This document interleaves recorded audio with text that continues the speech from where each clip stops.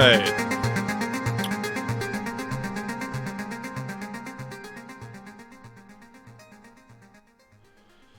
Thanks everybody for tuning in. If you're here, this is the inaugural Synth Sundays from VLSC Records and the Atlanta Synthesizer Club, hosted by me, Flohr, on VLSC Twitch. And today our guest is Walker Farrell from Make Noise, and we're going to be talking about the new Strega device. Walker, thanks for joining us. Thank you for having me. I'm going to make sure our chat is open, so looks like we can see folks in the chat. And I'll try to keep an eye on this because we may have some Q&A promptings from our folks in the chat. Thanks, Excellent. Y'all, for tuning in. So why don't we just get started first with tell us a bit about yourself. Who are you, Walker, and about your history with Make Noise and what you do for the company. That might be a cool way to start. Sure, absolutely. Well, first of all, just really quick, thanks again for having me on, Flohr, and it's nice to be back with the Atlanta Synth Club. I've probably met some of the people who are tuned in, I hope, at an event that y'all put on in Atlanta a few years ago when we had released the Morphogene. Came and had a great time chatting with a bunch of y'all, and I look forward to the time when we can do it safely in person like that again.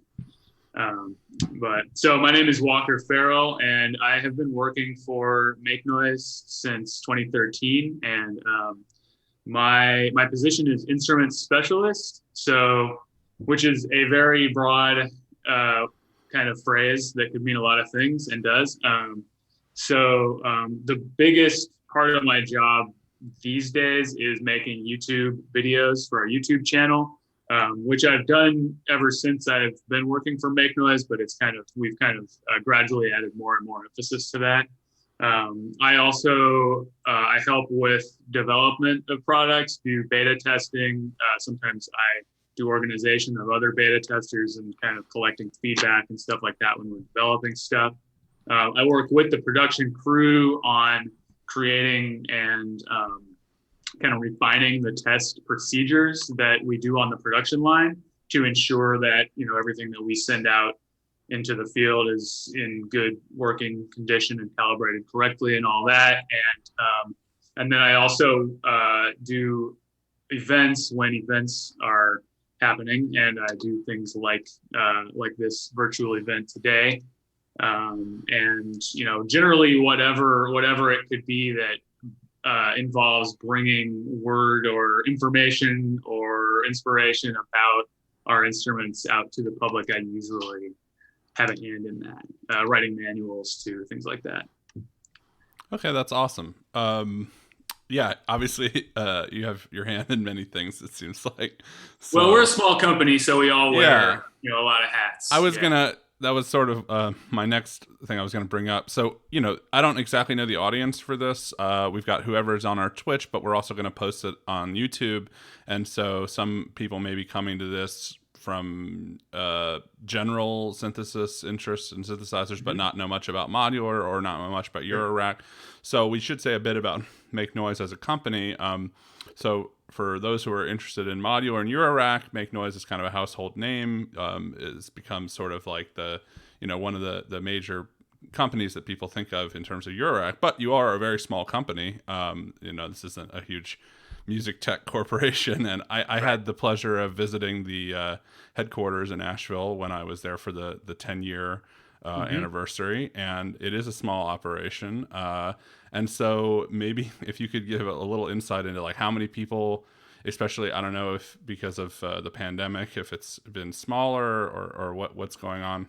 How many folks are involved, and then in terms of design, we can talk about what Tony does or other things, and that maybe can segue us towards some of the more technical discussion. Okay, that sounds good. So just as to piggyback on what you were saying about Make Noise's kind of place in the world of synthesizers, Make Noise became a company in 2008, founded by Tony Rolando. He made his first module, the Mod D Mod, which was a ring modulator, basically. And that he made that in a spare room in his house, and 40 units, something like that. And then started to get demand for additional modules. And in the next couple of years, he had designed what a lot of people, including myself, would now consider big classics and staples of modular synthesizers for these days. Like, for example, Maths, which continues to be probably our most popular module and one of the most popular modules around. He also designed the quad multimode Gait, which is a four channel filter and gate that was kind of developed to be a partner to Maths. And unfortunately, that one's really hard to produce, so we don't currently make it. We didn't make it for a long time, but it's become also one of those kind of legendary modules that's really sought after, and people sell for kind of ridiculously marked up prices and stuff like that. And in around 2012, started doing some collaboration on digital algorithms with SoundHack, Tom Erb of SoundHack, and we have a number of modules that are collaborations with SoundHack. And then over time, we've continued to expand to where a lot of what Make Noise has done is create full instruments that you can buy directly instead of having to piece it all together yourself as you would with modular synths mostly. The first example of that was the shared system that you see behind me here. This is the original shared system that was used for a record series back in 2012 and 2013.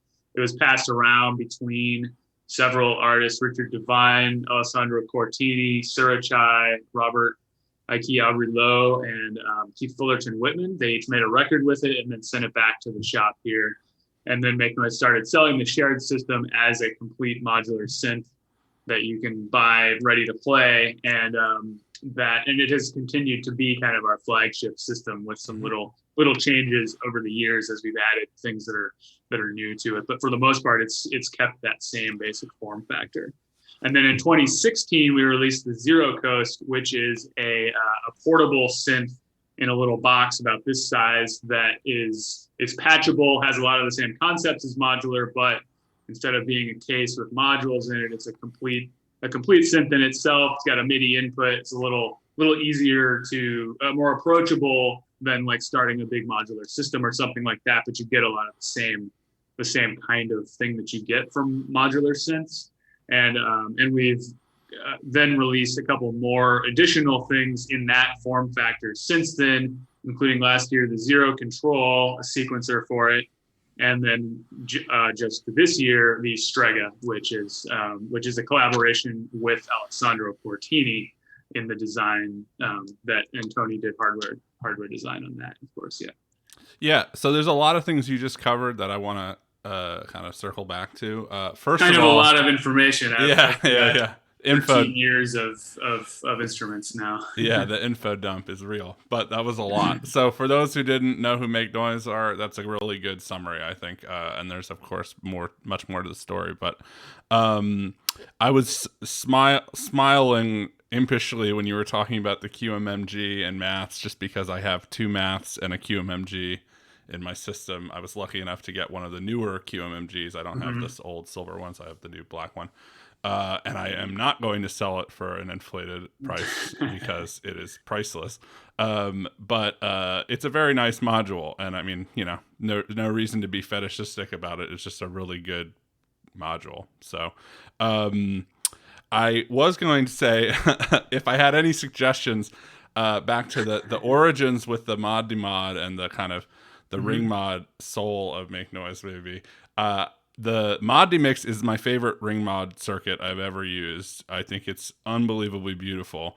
And I want a quad demix. I want a 4-channel Mod Mix. So that sounds pretty rad. Yeah. I think the Mod Mix is I love it too. I think it's one of the overlooked modules in the Make Noise line because it's been in production for a really long time. And actually for anyone who is listening and didn't catch the difference, Mod D Mod was first, but Mod D Mix is kind of an update of that circuit that is a little more powerful and flexible that came out pretty shortly after the original Madi mod. So they are similar. It's a ring mod / VCA with mixing kind of involved, kind of matched into it as well. And obviously, it's your rack. There's plenty of other choices, and I know that there are companies that make a quad bipolar, what do you call it, 4-quadrant multipliers. Mm-hmm. But there's something very special about the Madi mix circuit, especially for those who have one. If you haven't tried this, when you have it at very low level, like right around silence, mm-hmm. there's some weird things that happen that are very special.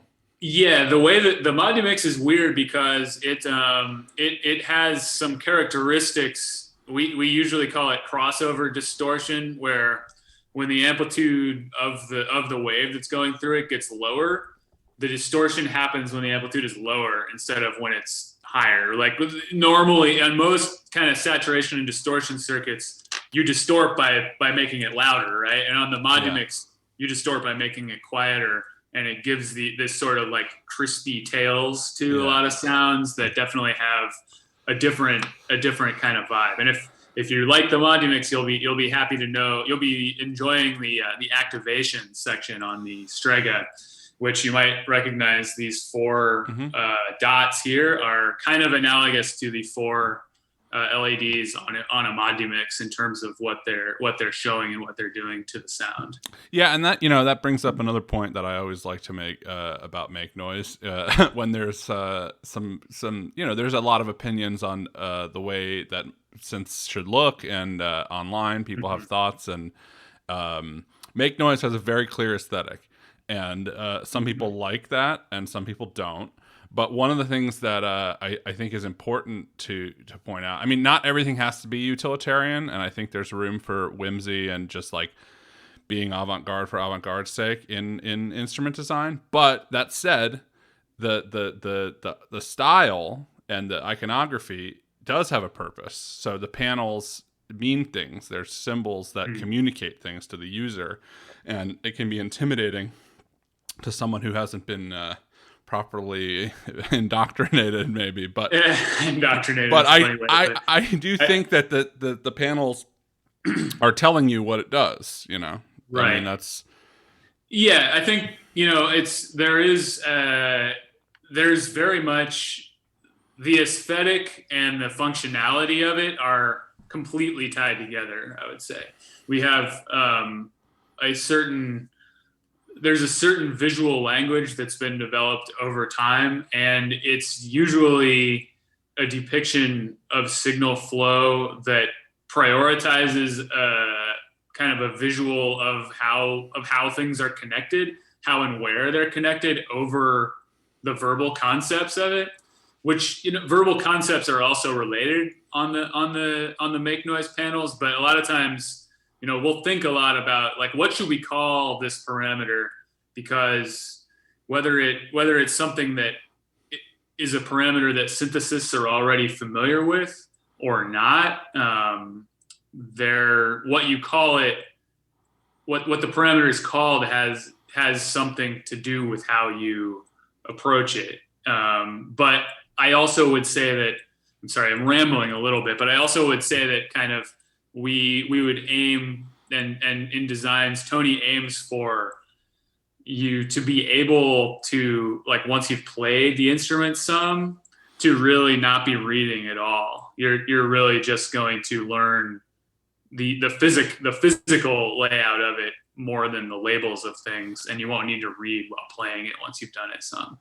Yeah, and I mean, I think that's clearly intentional, as you said, and there's good reasons to do it. You call something an envelope, and you're putting it in a certain category, and leaving it a little more open, and having this experience of interacting with it, looking at it, touching it, seeing how it spatially relates to the rest of the system.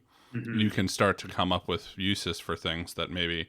That's the whole point of open architecture, right? Rather than, if we want to call it open or not, than a fixed architecture design. I did want to go back to something you were touching on earlier when you were talking about the shared system and the music series. I mean, as make noise music is often the title of the company, right? And Make Noise on a lot of platforms, and Make Noise has released music as well, Mm-hmm. and not just instruments. And the relationship between instrument design and actual music making is a fascinating one. And I believe it was Amelie from Mutable who said something about being a meta musician. There was this phrase of that designers can be like meta musicians that create conditions of possibility for music, right? Something like this. That's interesting, yeah. Which I think is an interesting concept. But I guess in terms of the relation to Make Noise and Make Noise's relationship with musicians, that the Strega is a collaboration with a musician. This is sort of part of the marketing around it. Part of the buzz is this thing. And we can talk about Alessandro and Tony, but it was just striking to me when we were talking about the shared system that musicians, people who perform and record live with these modular synthesizers have played a big part of Make Noise for a while, right? I mean, yes, absolutely. I think from the beginning and from at every point, I mean, a lot of what Make Noise is going for in any design is being something a musician will want to use. And we always get feedback from working musicians while we are developing things. We've always put a collaboration with musicians at a priority in terms of kind of displaying or talking about how our instruments are used. And the record series was the reason for the shared system to exist originally. I mean, the shared system was the concept of the record series predates the concept of a system that would be sold as a whole piece. And then that sort of grew out of that was, this is a, now that we have heard from artists on this, let's sell it as an instrument that other people can buy as well. Yeah. Which is very different from like, we've got our new product. Let's go get these licensed artists to, hype. Yeah, I mean, of course, at the end of the day, we are making things that we want people to buy, but we're it's the point of it is to be a musical instrument. And another thing that I think is very important to the company is that people who work here are musicians, and that goes for people from salespeople to people packing things and building things. Working on the production line,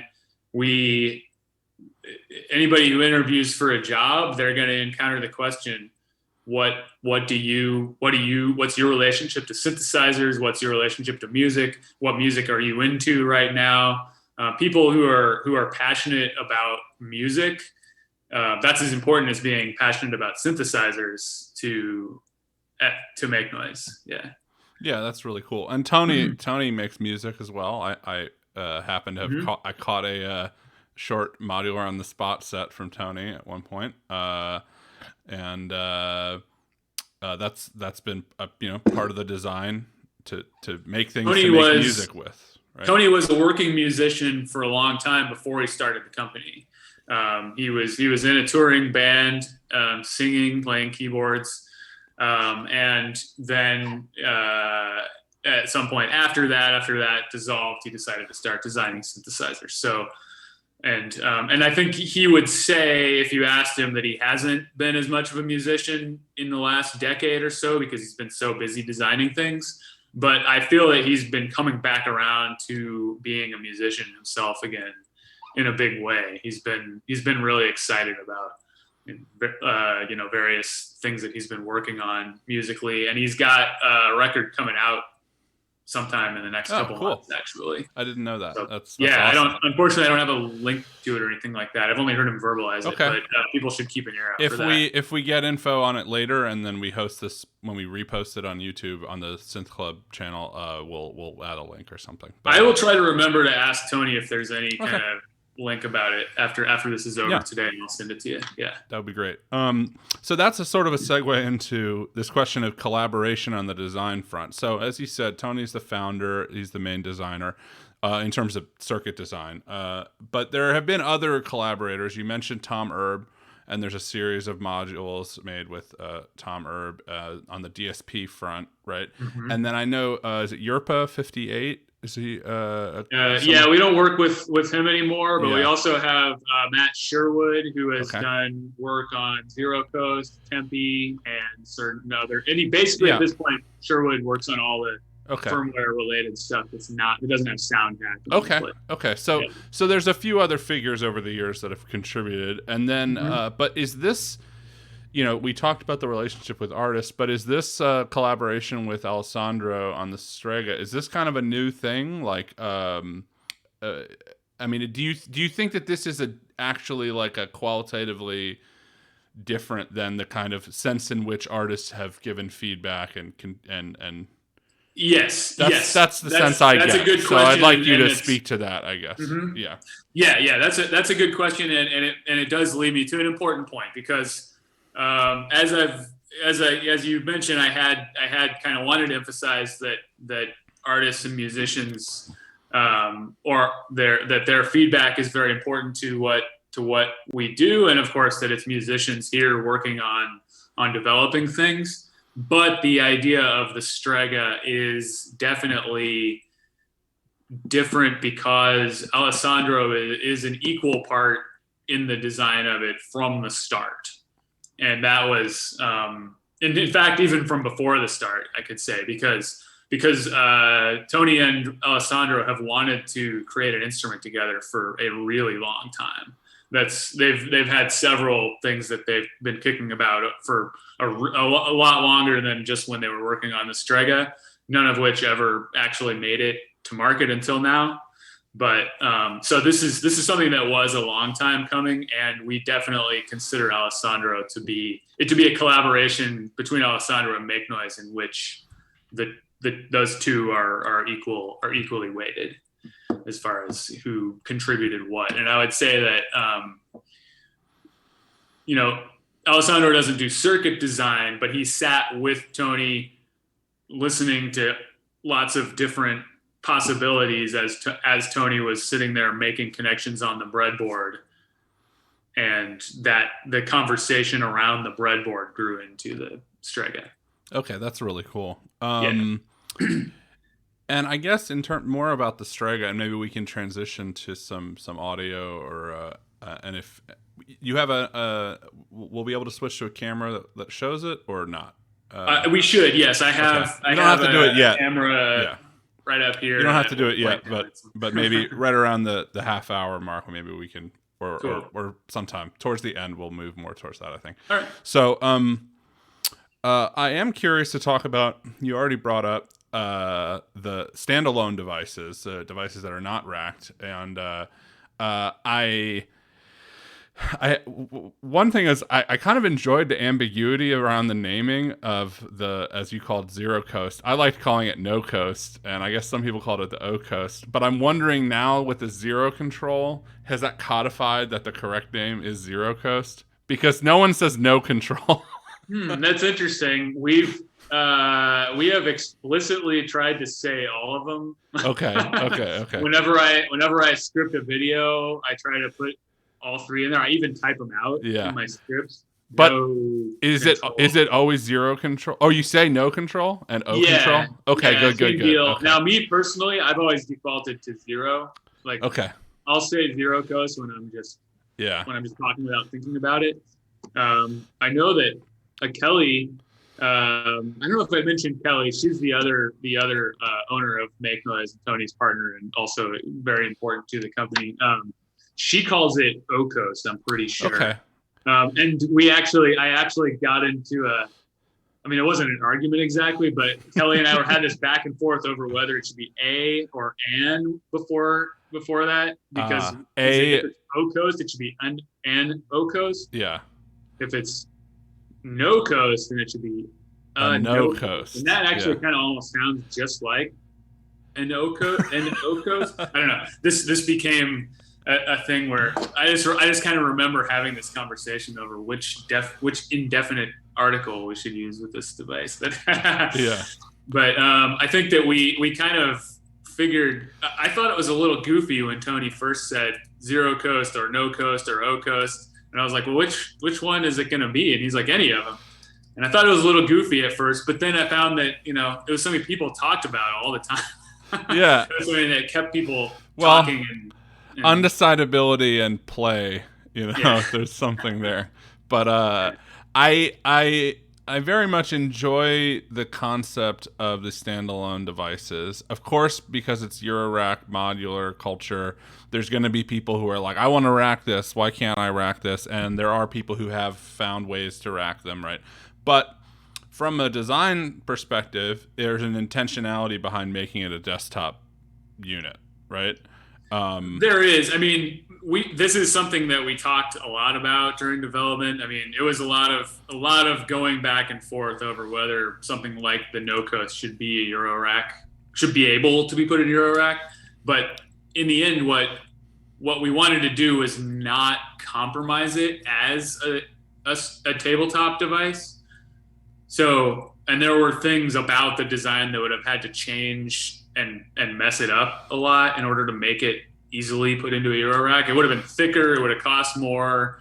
It would have yada yada yada. So it would have been a compromise to its real identity to make it into something that was a Eurorack module. And also, when it comes down to it, we don't really think of it as a module because it's both less and more than a module. A whole synth voice doesn't make as much sense to us as a module.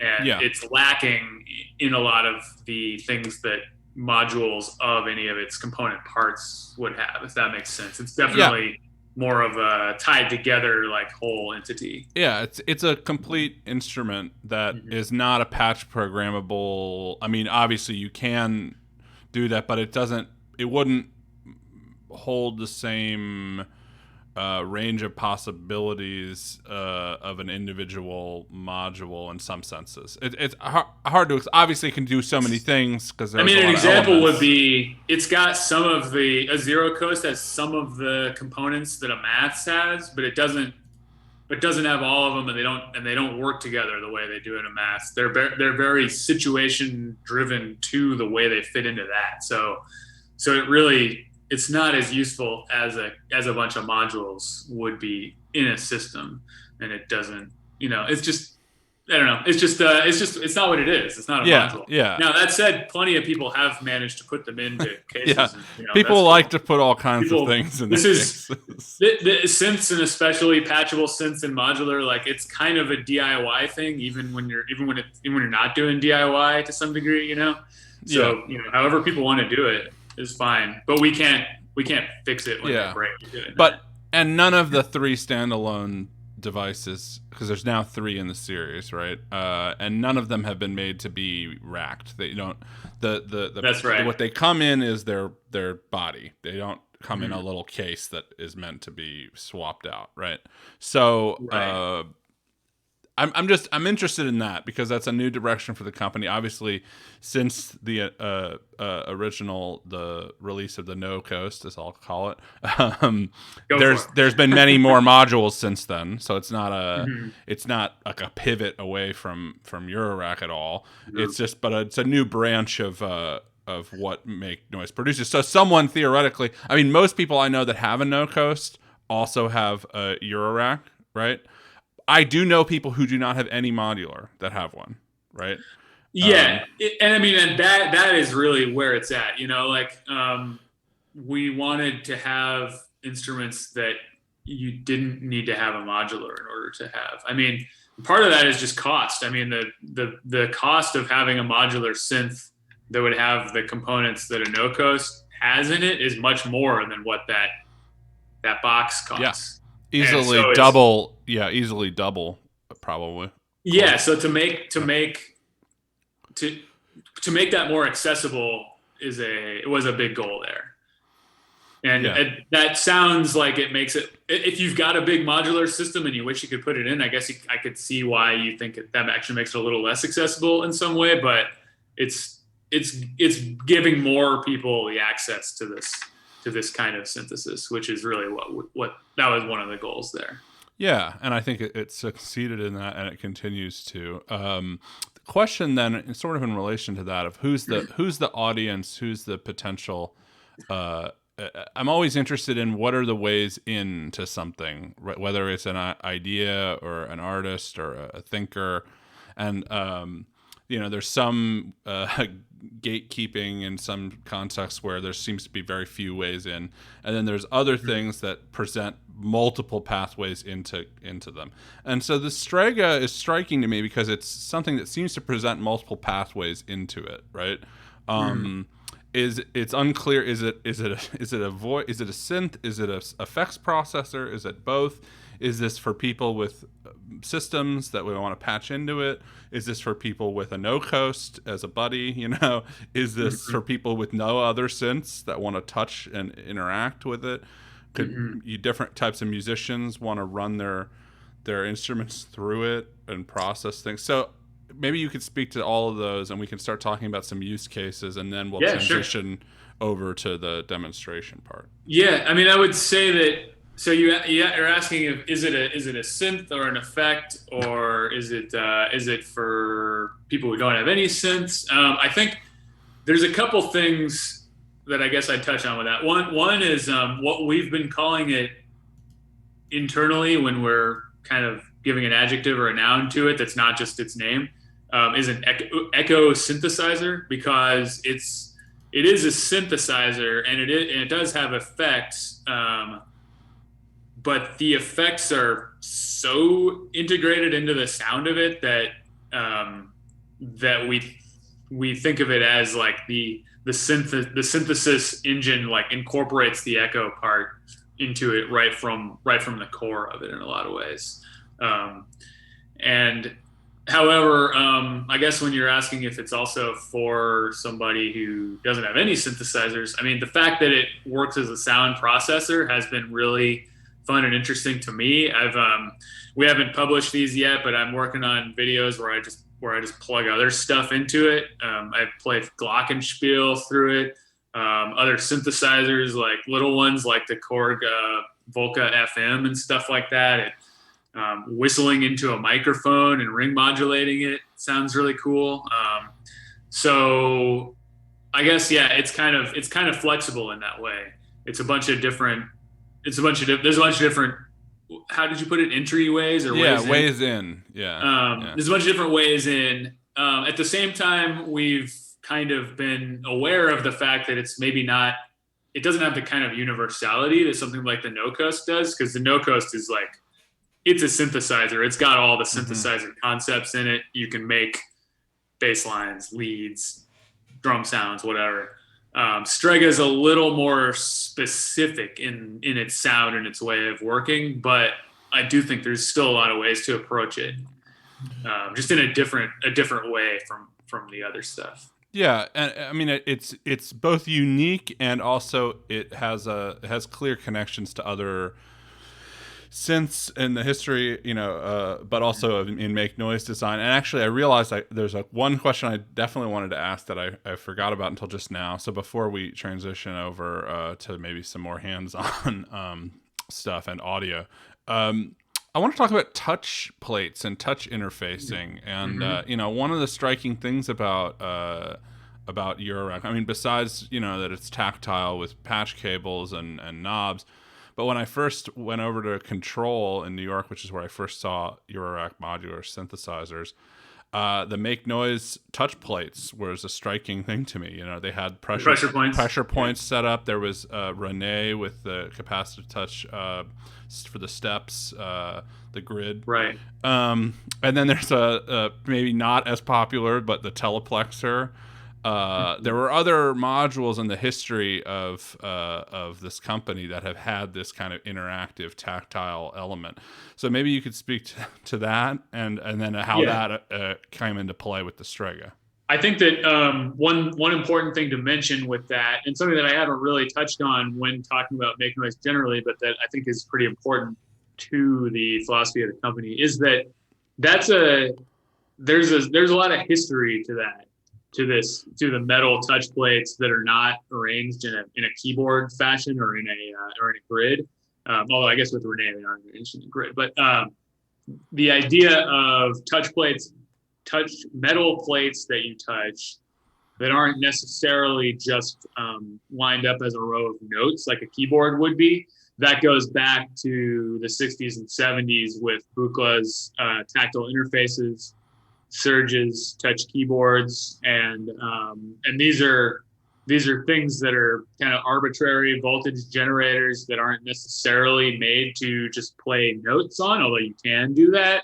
The idea of kind of a touch interface that's universal in terms of how it's going to interact with the system is something that has history in synthesizers, and that's also been important to Make Noise to kind of be taking concepts from music technology that aren't necessarily brand new and putting our own spin on them. And that will go all the way back to the Mod Mod, which is kind of based on radio technology and has its faceplate had radio towers and signals flying through the air. That was what you saw on the faceplate. And up to, we've done obviously those touch interfaces have that kind of history. Things like the Morphogene that is based on ideas from tape music and computer music, microsound, things like that. The DPO has a lot of influence from Bukla's complex oscillators as well as from Moog oscillators. And there's just having a foot in the past and one in the future is a big thing that we aim for at Make Noise.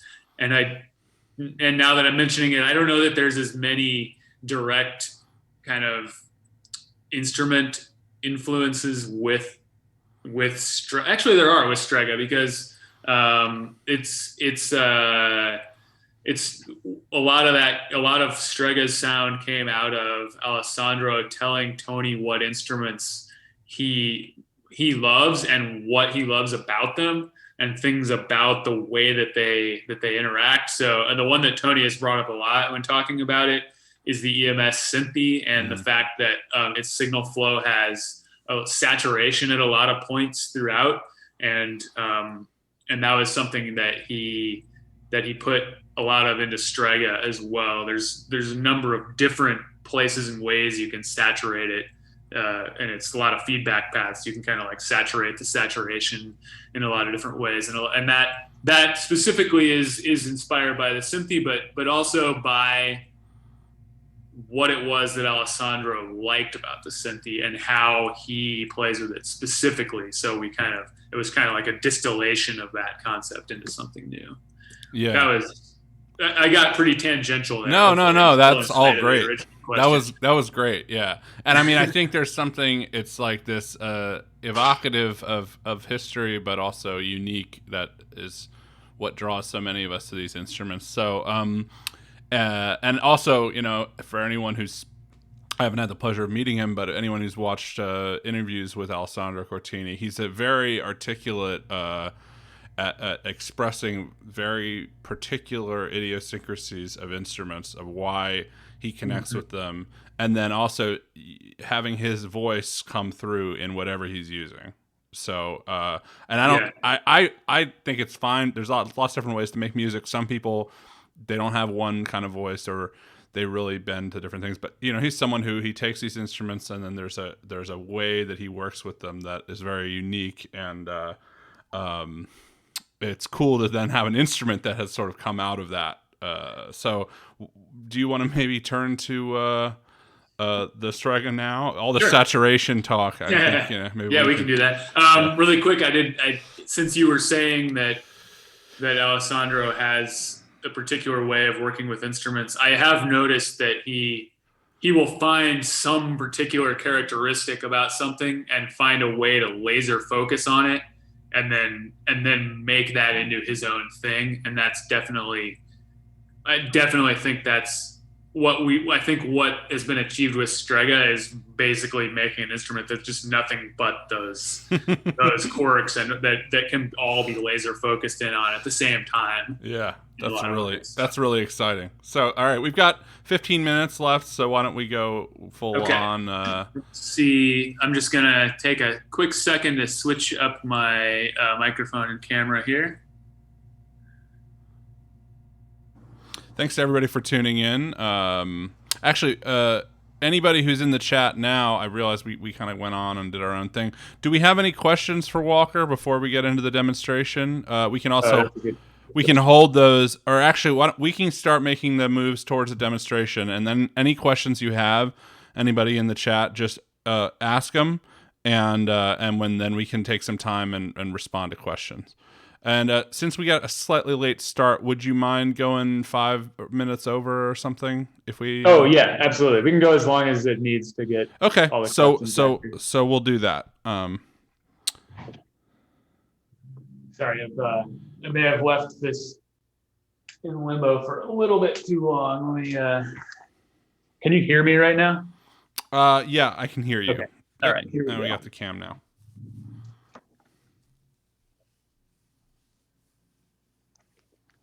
Okay, so you can hear me. Can you hear this? I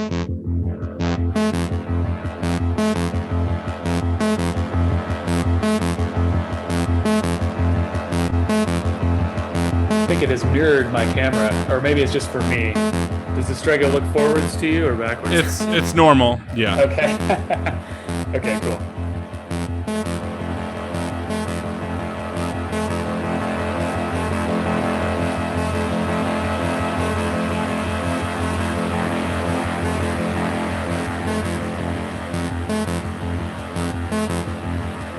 So this, here we have, can you hear the synth? Yep, sounds good. Cool. So here we have the Strega being controlled by the zero control. And, well, I'm just gonna pull all the cables out.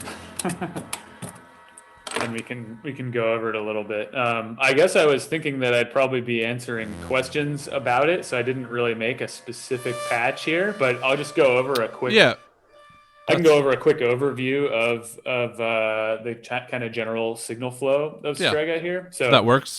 It has an oscillator we call the tonic and tones circuit. So tonic being, turn down that echo a little bit,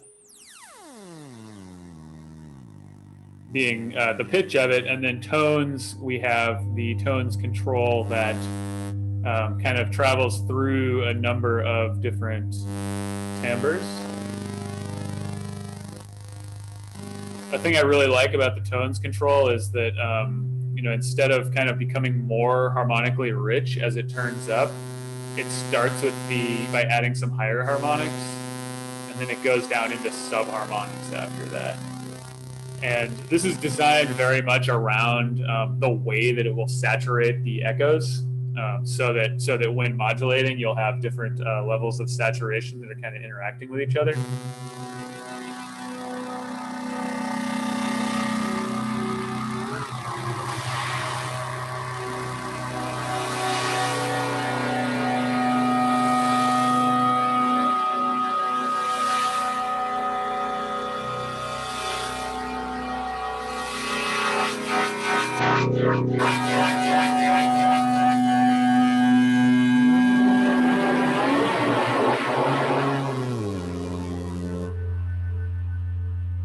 To get the tones into the time circuits, we've got the activation control. And activation is it's a lot like the Modumix, since you had mentioned that. It's a bipolar VCA that can be either modulated by something like an envelope,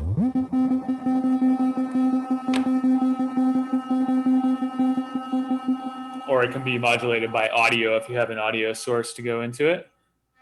Unlike something like the Modumix, it has an offset and an attenuverter on it, so you have a little more fine control over how those different elements are interacting. For example, I can turn up the activation control a little and then do negative modulation to kind of duck it.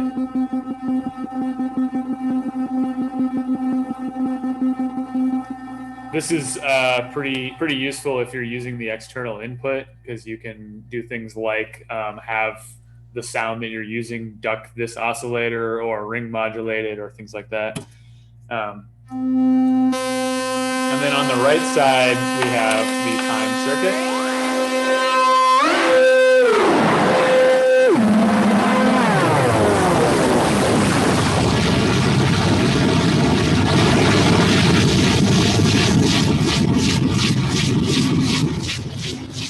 Peeking out a little bit there. So this is actually several delay circuits that are built into Strega, and they all have their own unique feedback paths, their own unique responses to the CV inputs and filtering, and it also has some modulation that can be pretty extreme if you like.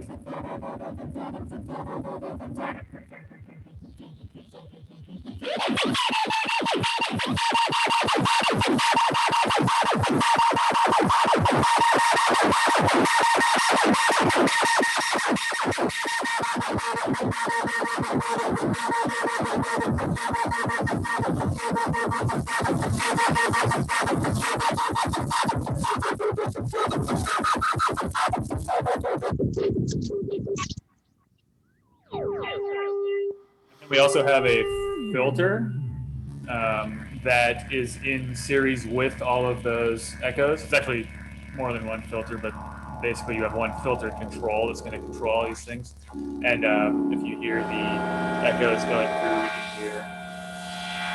And I had a quick question about the echoes.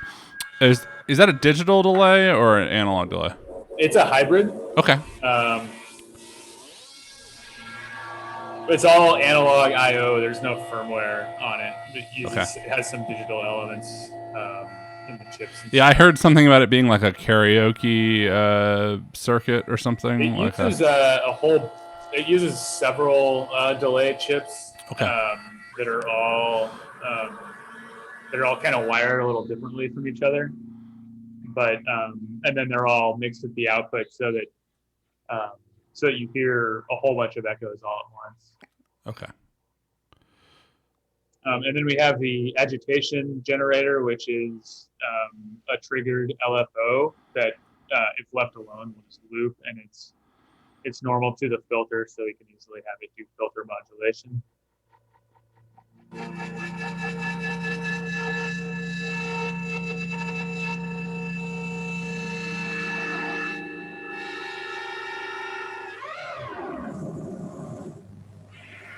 And then there's a lot of internal places in which things in this circuit will bend back onto each other. And most of those we call things like interference. And we have on activation and tonic, we have dedicated interference knobs. If we turn up tonic and listen to it and then turn up interference, we can hear that it will start to get modulated by the interference, which is coming from the delay and filter circuits. Oh, that's really interesting. We can actually hear the change in the interference by changing things like the delay. So it's like a noise source, is that right? It's I would say it's closer to feedback than noise specifically. But it works as a modulation source as well as a part of the audio path. It's primarily a modulation source. Okay, but it's derived from the feedback. That's right. Yeah. It's coming from the time and filter circuits, and is kind of a mostly unpredictable modulation source, but one that you can control to some degree by changing the settings of time and filter or modulating them. Oh, I did want to cut in real quick just to say to anyone who's joining us late, if you have questions for Walker at the end, any kind of more general questions that aren't about the Strega specifically, we'll try to answer them. So just type them in the chat and we'll go back and take a look at it. And then if you have a specific question about what he's demonstrating with the Strega, just go ahead and type it, and I'll try to read it out as we're going, or make sure that Walker sees it, and maybe he can answer it as he's going. Yeah, so looks like Dylan from our crew asked about if whether or not it could be rackable. We covered this earlier that these are all designed as desktop units. So yes, that's right. This there's no yeah, it's designed as a desktop unit. We won't. I'm sure that somebody will figure out how to force but it into of course, a Euro rack. But it's not a module, so we can't provide support for that kind of. Yeah, of course the levels are all the same for anyone who's curious. So it'll work with all of your Euro rack stuff. That's right. The I/O is all Euro rack level and Euro rack compatible patch points, so you can patch it with modules, no problem. Let's see. I was also going to mention the interference to the activation circuit, which if we turn up, when there are no echoes, the interference is not doing anything. You have to have some kind of echo in order for interference to show up. So I can create it by turning the time down far enough for a minute that it generates some noise and clicks, and that'll make the interference come into the activation circuit here. Add it to the pitch. It's hard for me to tell if the levels are good here right now.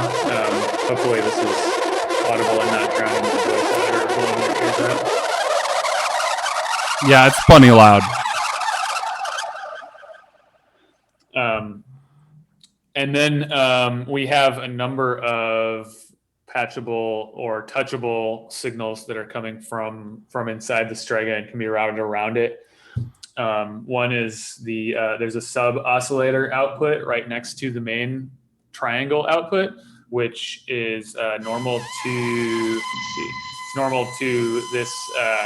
this time CV input, and so that will create modulation of the time circuit that changes rate depending on the oscillator's rate.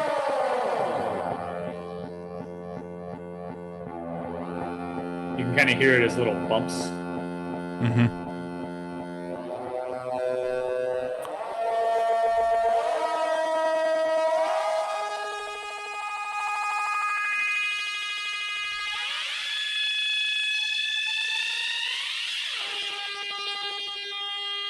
And we have a number of sub-oscillator outputs that are available as these touch bridges. For example, I could touch one of them and send it into the pitch, or kind of a trill.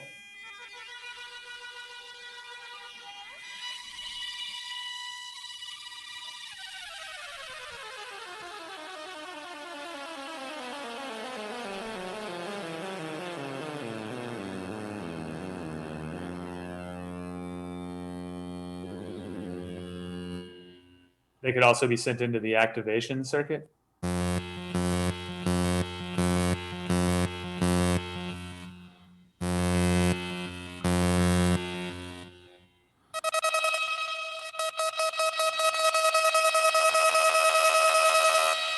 You can basically touch any number of these different plates at once to route as many signals into as many destinations as you want. That's really cool. I had a couple quick questions about those. One is, are there any connections that can be made through touch that cannot be also patched or made in a, like, is it just an alternative to making connections with cables, or are there functions that can, I mean, obviously the way that you interact with it that's a separate thing, but the connections themselves, are they replicable, or are there certain ones that you can only do by touching? They are mostly unique to the touch modulators. That's very interesting. I would say that the agitation bridge, or a gateway, the input for agitation is basically the same as the input, and so is the tonic, but with time and filter, They're weighted differently from the other CV inputs. They affect different parts of the feedback paths than the CV inputs do. Most of these outputs are not available as patch points either. So it's kind of another layer of modulation that's not the same as what's in the jacks for the most part, I would say. Okay. The other question I had is the touch plate, the actual implementation of it, the same or similar to previous ones, or is this a unique, like the actual material it's made out of and how it works, the circuit, etc.? Is this the material is I'm pretty sure the same as on like these touch plates on the zero control. It's the same material, but the way it works is pretty different. So with something like the zero control, you are going to touch the touch plate, and it's going to recognize a single touch as being something that should generate a gate or select a stage or generate a voltage. Whereas with the bridges and gateways on the Strega, it's more like they are patch points where your finger is the patch cable. Mm-hmm. So the idea is that you actually are going to touch two of them in order to make a connection between them, rather than touching one of them to make something happen. Yeah. It's not triggering an event. It's making a connection where you're completing the circuit. Yeah. Yes. It reminded me, that's kind of where I was thinking about the teleplexer, which not the same thing at all, but it had some element of this where you were completing the connections. It does have some commonality with the teleplexer, okay. Which is made to be touched by patch cables, and these are just made to be touched just with your skin. So you can actually touch these with patch cables too, though, if you want. Oh, okay. That's cool. Good to know. But of course, it's meant for fingers. We did have one, because I'm mentioning the touch stuff because we did have one question in the chat earlier from Steve Allen about basically he explained his history of trying to use the Make Noise touch based devices and not having it work for him, and was wondering about sort of the company's policy and explaining that they don't work for everybody. I know, for example, with power supplies, there's some power supplies that work well with Rene and some that don't, and Eurorack companies always have to try to explain when certain things are going to not work for every user. So do you have any thoughts on the issue with touch plates? I personally am lucky, and I always had a good time with my Rene, and I know that some people don't for climate reasons or their skin or whatever. Do you have any thoughts on that? Sure. Should I switch back to my face camera? I think now, that's good, and we can move to sort of wrapping it up. Let's. Sorry, give me. That's fine.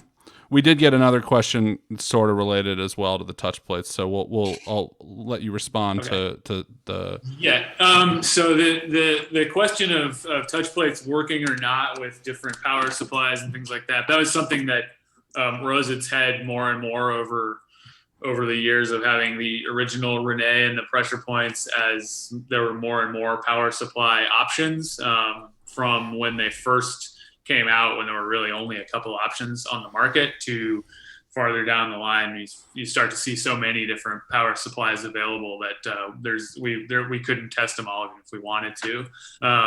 So we spent a lot of time testing out a whole lot of different power bricks and power bus boards to kind of figure out where issues were arising from, and found certain ones, especially some of the older Meanwell bricks, had some grounding schemes that just made it so they didn't even work at all, which was frustrating sometimes.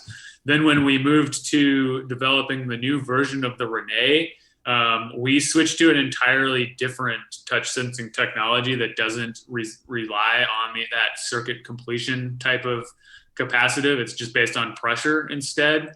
And we tested it with everybody we could find, every supply we could find, putting pieces of paper down on the surface of the module and having paper or cardboard between your finger and the touch plate, and just made sure that it was completely solid across the board, because we don't want people to have to be frustrated like that because the power isn't working correctly with the module. And then also with the zero control, we have a nice advantage in that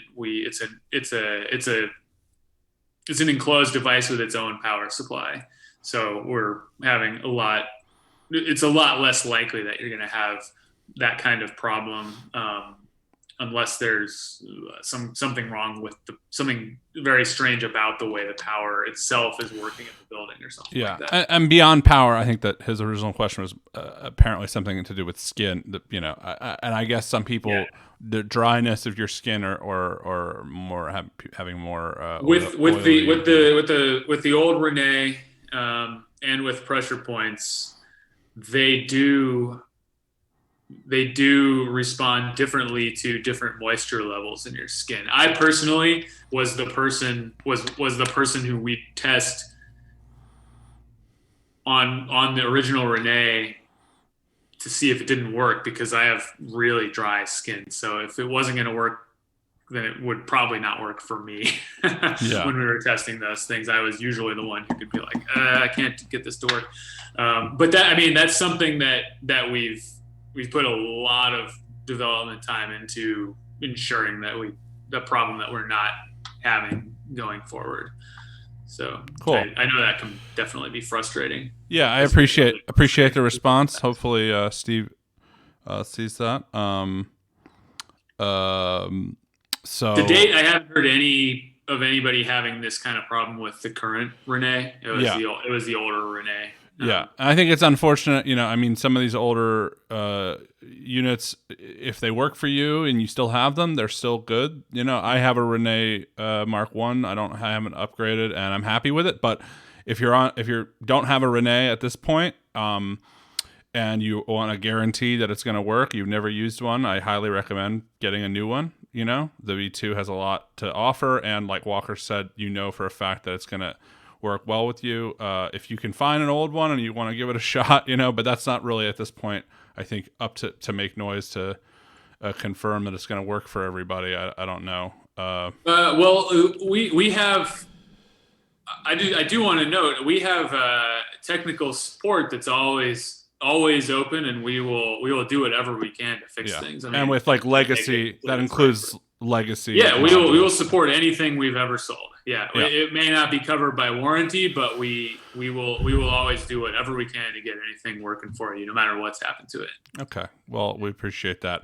We did have a question about the touch plates. SysX Studio asked, with the touch plates, is the panel metal or some type of plastic? You were talking about the Strega? On the Strega. It's metal. Now it is. I have kind of pointed out it's different from something like pressure points or zero control. It's the same material as those, but the way it works is just a connection between the two, in which your body is conducting that connection. I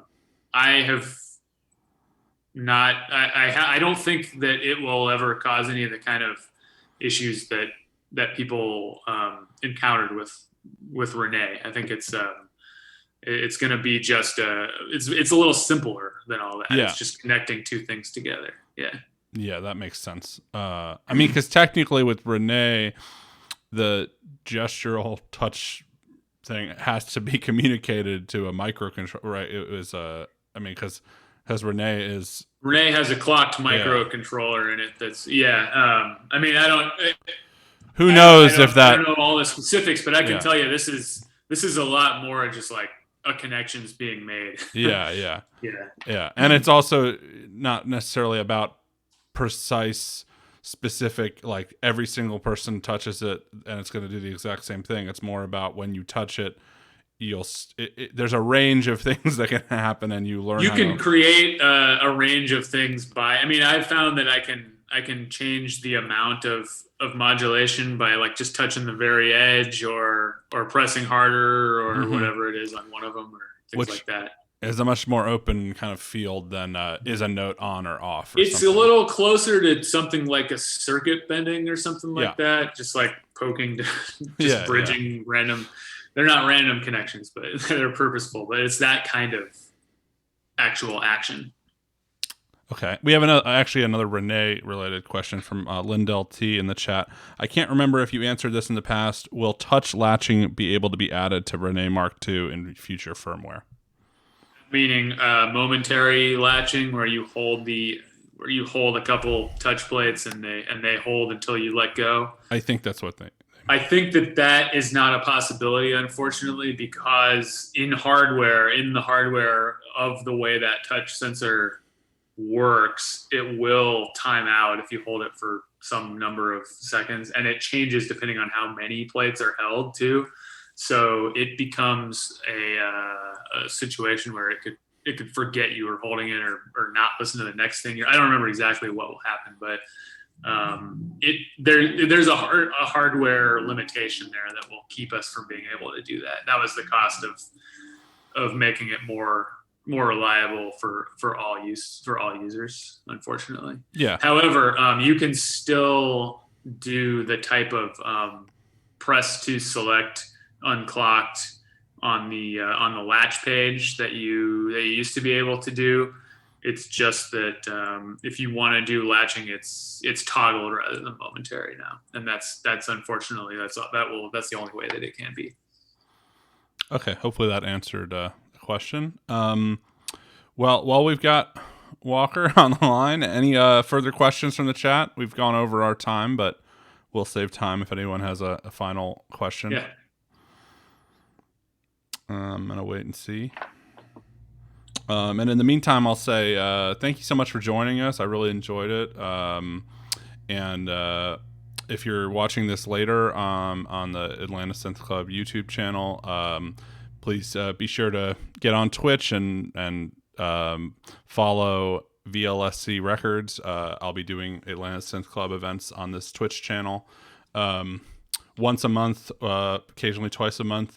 Some of them will be more informal, more like a little get-together synth meet thing with some people sharing what they're working on. We'll probably do some artist interviews and then talk to folks like Walker from companies and designers and other synth-related folks, educators and things like this. Going to have some workshops planned, and it's not all going to be modular. We've got a lot of different things going to be in the mix, and also some video synthesis and graphic artists and things like this. So looks like we do have a question. How has being so close to the design, production, and video production for Make Noise affected your own personal music making? That's from GPK2. Well, a lot, because it's something that I'm, as they say in the question, I'm very close to the design and production of these instruments, and I'm I guess not only in proximity to it by working, but just the amount of time that I spend close to these designs has definitely had an effect on the way that I do everything creative, I think, not just music. But the way that Tony's design does have I think, as we were talking before about how the aesthetic, the form, and the function are really just completely tied together, and it's often we find things where structures that are created musically are kind of built up from below rather than like imposed down from the top and things like that. That kind of stuff has made its way into my thinking on not just music but just about everything. So I have definitely been heavily influenced by working on Make Noise designs when it comes to making my own music. And I think, if you watch our YouTube channel, this is something I've talked about some on the channel too. I really I really the sort of types of experiences and epiphanies you can get while patching are something that I like to talk about and explore in kind of theory while talking on the YouTube channel, and then applying that to the patching that I do on the channel. And, hopefully that's something that people hear and see and listen to and can be inspired by in their own practice as well, I hope. So I hope that answers the question. I mean, I guess the basic answer is yes. Yeah, I think that does. And I should say we should add to that, if you're not already subscribed to Make Noise's YouTube channel, Walker's putting up all kinds of great content on there. And there's a long history of really informational and cool videos on there about Make Noise modules and principles. I think we're getting close to about 400 videos on the channel now. So wow, that's amazing. You are bored for some reason. and there's there's principles there if you're learning synthesis, not just about these specific modules, but about sound and synthesis in general. Also, even in the manuals, I know when I was first learning, I learned things. I would try to do a patch from a Make Noise manual, and I didn't have all the modules that were involved, but I would use the ones I had with my Make Noise module, whatever I've had, a function or an STO or whatever, and I would fill in the gaps. And so anyway, there's a lot of great information. Thanks once more. I think we're at. Oh, I keep saying we're done, and then we get another question. I'm not in any big rush here. Okay, so I'm not either. Yeah, we actually have more people in the chat than we did earlier. So, any ETA on when Strega will be available? Love you, Walker. Love you too. I can tell you for sure that Strega has already started leaving the building, so they're shipping out. They're shipping out to dealers as we speak. I mean, today's Sunday, so they're not shipping out today. More orders will be shipping out this week. I anticipate they're going to make it into people's hands any day now. That'll all depend on where you're buying it from, but people in Atlanta probably getting it from U.S. based dealers that are going to have them if they don't already. Yeah. All right, we got some yeses in the chat, so people are excited. I know I'm excited to get my hands on one at some point. Very excited for people to start, getting to play Strega. I can't wait to hear what people do with it. It's been striking to me how different it sounds when different people play it. Like what Sarah Bell Reed did and what Heinbach did and what Alessandro does sound very different from what I do with it. And they all sound like Strega too in their own ways. Yeah. And that's kind of the ideal, back to sort of maybe the meta musician thing and the conditions of possibility, like creating something with many paths. We said there's many ways in, but then there's also, it branches out. But then that there's this character, some kind of signature that is present in all of it, Right. That's maybe the ideal. At least as a musician, I can say that. I can't speak for the company. But anyway, I think that's about it for the questions. It's been so great to have you. Really looking forward to having some in-person stuff like this again at some point once it's safe. I'd love to have you back down. Hopefully that won't be too much longer. Yeah, hopefully. And in the meantime, if you're new to VLSC Records Twitch, if you're new to Twitch in general, I'll mention, because we got some Atlanta Synth Club folks joining us for the first time. We do a variety of different streaming content on this channel. VLSC is a local Atlanta-based collective of artists and musicians. We release music on Bandcamp. We used to throw parties and raves and all kinds of musical events live. Since the pandemic started, we've transitioned to mainly using this Twitch platform. And Walker was actually one of our featured musicians. We've done a series called Dance Your Heart Out. It started originally, hence the name, as a club event where DJs played and they raised money for various charities. So it's an idea to do a benefit stream for causes that we care about, primarily social justice and other things of that nature, but just whatever we're feeling at the time. And Walker participated on one about civil rights and against police brutality and racism in America, and we raised a lot of money that day for a number of causes. And the concept behind them, if you're not familiar, we do a musical artist of some kind, and they're paired with some visual artists. and sometimes you have some pretty interesting combinations that are not what you'd expect. So that was a pretty cool one. We had a modular synth and then like live coding stuff going on. It was really cool for me because I don't think I had seen the visual element until it actually was on the stream. So getting to see the live coding warping up my video was really fun. I'm blanking on the name of the visual artist you were paired with. It was one of Sabia, the Glad Scientist's friends. If anyone knows in the chat, you can mention them. Yeah, sorry, I'm blanking on it too. It's fine, but oh no. Ugh. I should know this. Oh well. Anyway, edit that out. No, but we're live, so I can't. But it's fine. Anyway, we do love our visual artists, and so we've got more of those coming up. We've got other events. If you're interested in that kind of thing, be sure to follow.